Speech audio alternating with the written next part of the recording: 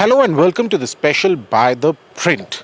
Well, that is Snehesh Alex Philip, along with my colleague, video journalist Urjita Bhardwaj, are in the Union Territory of Jammu and Kashmir to primarily get you a sense from the ground about what is happening here in the hinterland as well as at the line of control.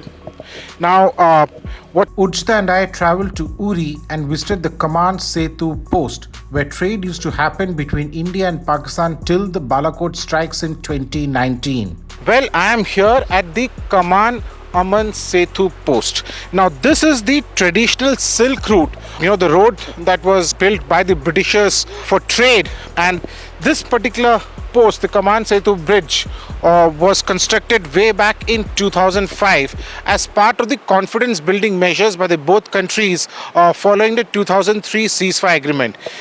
In 2008 is when the trade was also started between these two sides. But in 1947, when the raiders from Pakistan who were fleeing with their lives after the operation by the Indian Army, the raiders had destroyed this bridge. So this bridge was not constructed since then, but the construction started in 2003 and was completed in 2005. The trade used to take place and movement of civilians used to take place till 2019. But following the Uri attack and the subsequent Balakot strike by the Indian Air Force, the trade and civilian movement has been stopped. Now, what you see ahead on your screen is actually Pakistan. Between, in center of this bridge is the 0 point area. That is where any formal exchange that takes place between the Pakistani and Indian troops take place at the 0 point. This bridge was constructed way back in 2003 by the Indian Army. There was an earthquake in 2005. The bridge collapsed. Then again, the bridge was constructed by the Indian Army. We also visited a forward post of the Indian Army bank on the LoC. This is about 7 in the morning and we are traveling to the LoC in a vehicle of the army which is known as Casper.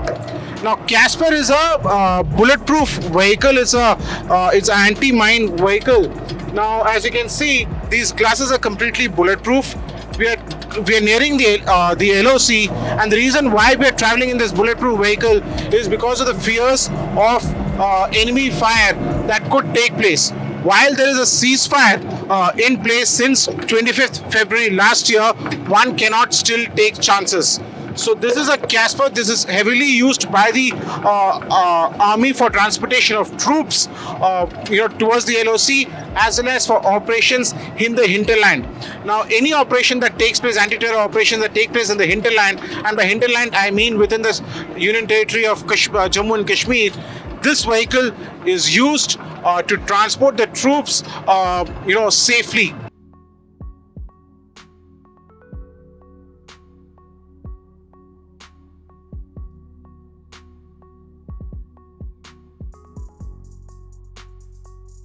Well, we are now at a forward location along the LoC, and what you see on your screen is the Pakistan occupied Kashmir. Now, the building that you see in the front is actually an observation point of the Pakistan Army. Now, this particular highway is the Uri-Muzaffarabad highway, which is and Muzaffarabad is about 50 kilometers from here. As you can see, the territory that you're seeing on the screen is actually the POK. On top, on the right, there is a bunker which is visible. That is a bunker that is used by the Pakistani Army. Now, there are two different battalions which are in charge of this particular area, including the Mujahid battalion, which is in charge of the area which is left to my side. Now, there has been a ceasefire in place since the 25th February last year, and hence we are able to stand here. In normal circumstances, we would not have been standing here because we would have been under the direct range of the Pakistani snipers. Now, this is an area where sniping has taken place, even though this is a civilian, this area also has the civilian population. But remember that ever since the ceasefire, Pakistan has also gone ahead and fortified its bunkers. Not just fortified its bunkers, but they've also introduced new weapon systems, including the new artillery guns that they've bought from the Chinese. So yes, while the ceasefire has been a good initiative as far as the villagers are concerned, but remember that Pakistan and for that matter even India has gone ahead and fortified its bunkers and brought in new systems including weapons, surveillance equipment and others.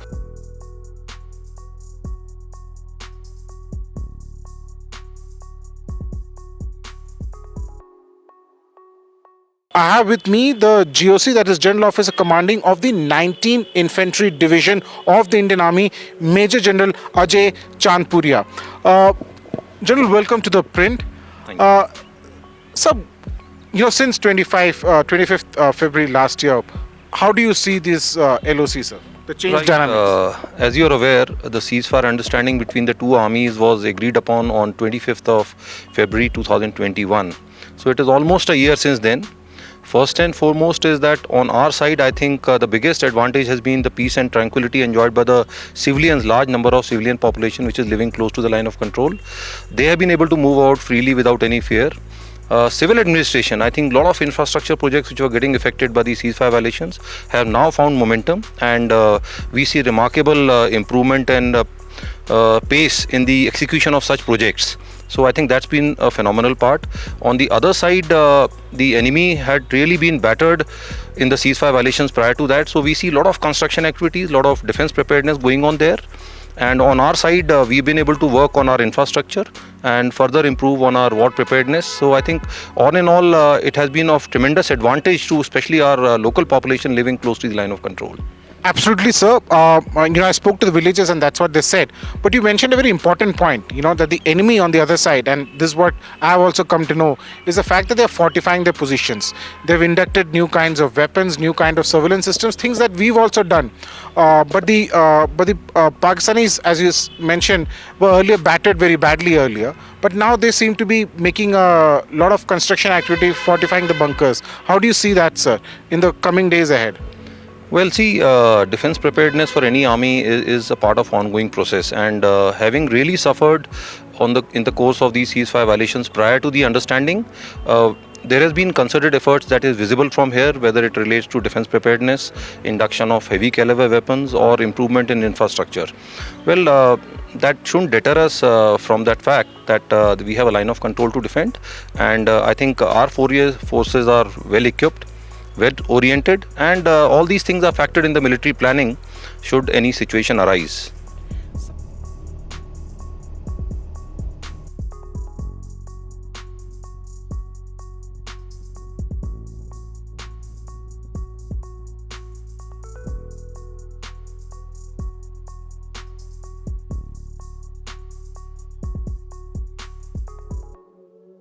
Well, I'm at the forwardmost post of the Indian Army, just at the line of control. I'll ask my video journalist Urjita to actually show you this fence.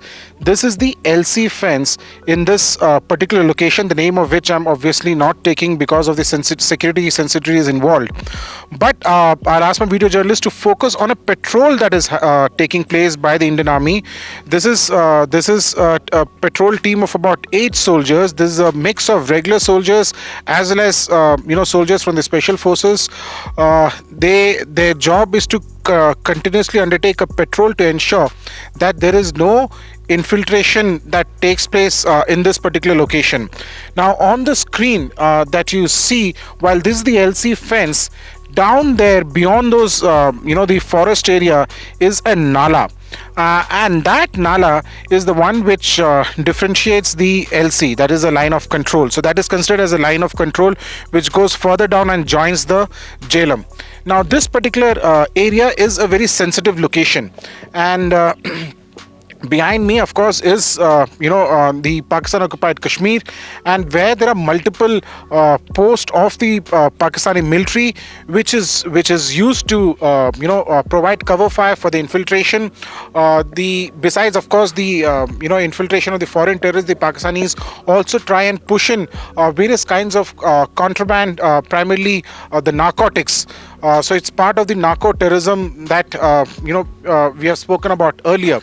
We will also show you some of the new systems, weapons that have been inducted. For example, the patrol team that you saw earlier carrying the SIG 716 rifles that have been procured from the US. There are also soldiers, as you can see on the screen. They are also carrying the Tavor, which is an Israeli weapon that is manufactured by the IWI Israel. The good news is that the IWI, that is Israeli firm, has a tie-up with an Indian firm called PLR, which is now part of the Adani Group. So this same Tavor rifles, along with other weapons of the IWI, is now being manufactured in India. While of course these are the rifles that have been procured directly from Israel, there are various central armed police forces and others who are now procuring these very same rifles from the India. So this is truly a made in India initiative. Now we'll go ahead and show you some more systems and weapons that are here at this forward bunker. At the LoC, it's not just firepower that really matters, but what is most important is the surveillance, because surveillance gives us, the soldiers, an idea about where the enemy soldiers are positioned, what activities they're undertaking, and one of the primary surveillance equipment at the LC, or for that matter even at the LAC, is this particular system. Now this is the LoRo sensor head. Now this has a range with a night vision capability of about 20 to 22 kilometers, which means that the soldiers can actually observe enemy activities till 20-22 kilometers inside their territory. So yes, this is an Israeli system manufactured by, of course, Elbit, and this is something which is heavily used by the army to have a surveillance, to observe the enemy positions and the activities of the enemy soldiers. And this also helps in countering the infiltration, because they are able to observe any kind of movement that takes place. As I mentioned earlier, surveillance is a key component of the security at the LC. Now what you see on the screen is actually live feed from various cameras. So the commanding officer sitting here, or let's say the company commander, can observe the live feed coming in from 16 locations at the same time. Now, for example, this is actually the one that you see on your screen is actually a Pakistani post. So besides these 16 cameras installed at multiple locations, you also have various other cameras which are internet enabled, which has night vision capability, which are installed at various ambush points. So these ambush points are what I mean by ambush points are those points where the infiltration takes place, or the likelihood of infiltration is supposed to be. So the officer sitting here, or let's say at any of the multiple surveillance rooms, can observe the movement of enemy as well as any kind of movement that takes place through this particular area. Now also, remember that this is a feed that is easily accessible by even the brigade headquarters. So let's say at the brigade headquarters, somebody wants to access this live feed, for example, wants to see where we are, they can actually observe us from the brigade headquarters, and this particular feed can again be forwarded to the army headquarters in the national capital. A lot of new inductions have taken place at the LC as far as weapons and other systems are concerned. For example, what you see on your screen is actually the Sako sniper rifle. Now this Sako sniper has been recently inducted over the past 2 months at this forward location. Earlier this was something which was available for the special forces. Now it has been given to regular army units. Now earlier the army had the Dragonov sniper rifle, The Dragunov sniper rifle is actually a Russian sniper rifle which has a range of only about 800 meters. Now, it didn't have a bipod. By bipod, I mean this particular stand kind of a thing which ensures that there is stability as far as the rifle is concerned. So it is better for sniping. This particular rifle has a range of 1500 meters, so which means that the soldier here can shoot at an enemy at 1500 meters now, which is almost double to that of the Dragunov sniper rifle. So these are some of the systems that we are able to showcase to you. There are other inductions that have also taken place, which of course we're not showing because of security reasons, but this is how these are the soldiers who have been deployed at various locations. So it's a mix of, for example, this one is holding a AK-47 rifle. Then you have the 6R716 that have been inducted. We also showed you the Tavor rifles. So in terms of a soldier's firepower, a lot is being done to ensure that latest weaponry is given to them. While Pakistan is using the ceasefire to beef up its bunkers and also induct high caliber firepower, for the civilians, the ceasefire is a boon as they're able to live lives peacefully and not under the shadow of Pakistani snipers, mortars, and shells. I am here near the Uri sector. I have with me some people from the villages nearby who've been affected by the ceasefire violations, and who are now heave a sigh of relief that, as they say, aman कायम है. ये बताइए, आपको चोट लगी थी 2019 में? गोलाबारी हुई जी. तो आप क्या कर रहे थे? आप मकान के आंगन में बैठे हुए थे. मकान के आंगन में बैठे हुए थे sir.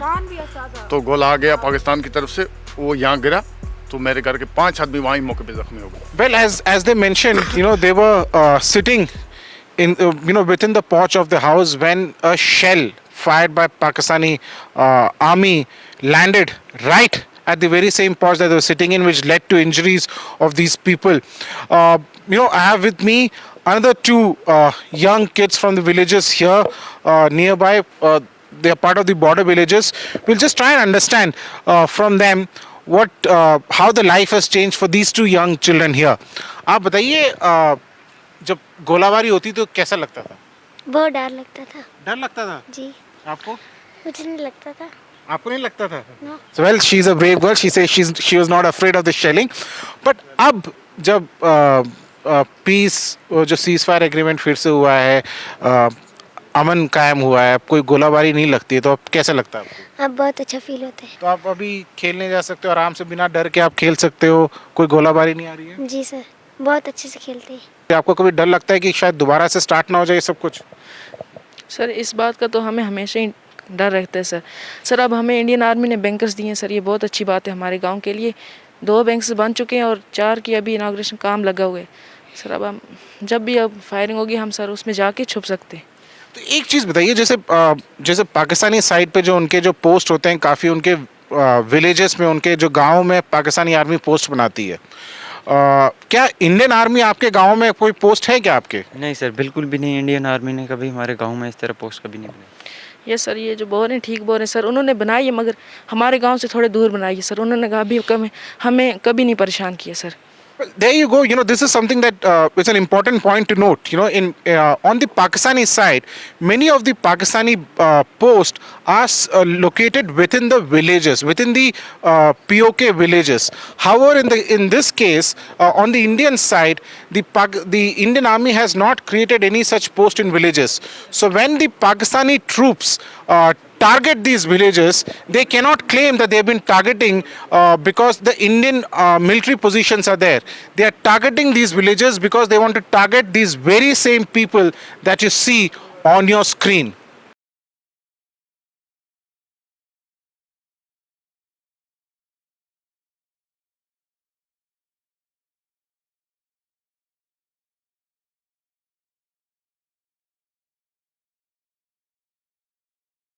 I have with me the GOC of the Chinar Corps, Lieutenant General D.P. Pandey, to talk to us about what is happening in Kashmir, what is the ground situation and what lies ahead.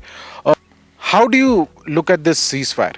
As a soldier and as a general who is in Kashmir Valley, I am quite glad for the ceasefire understanding to have happened, particularly for the Kashmiri people or people from Jammu and Kashmir who were resident of the border areas. They were deliberately targeted by the Pakistanis. They were hit into their villages. They had suffered casualties. They did not have a very daily routine, which is a benefit which is given to the rest of the citizens of the country.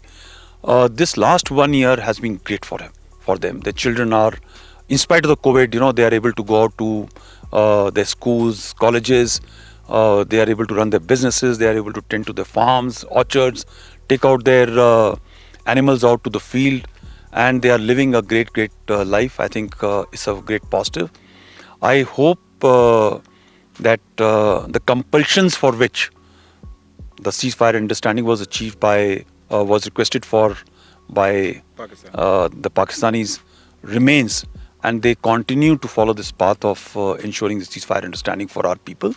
Otherwise, in case there's a violation which is there, we are well prepared to respond as was being done earlier. As the ceasefire completes 1 year, it is hoped that it will continue.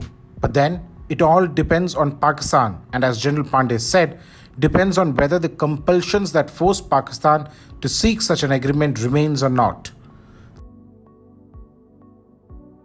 Well, there's a message from the Indian Army here at the LoC. मजहब नहीं सिखाता आपस में बैर रखना, and सारे जहां से अच्छा हिंदुस्तान हमारा, हम बुलबुलें हैं इसके, ये गुलसितान हमारा. That is a message that has been clearly sent out to the Pakistan Army that religion doesn't matter, humanity matters. This is Snehesh signing off with video journalist Urjita Bhardwaj for ThePrint from the LoC.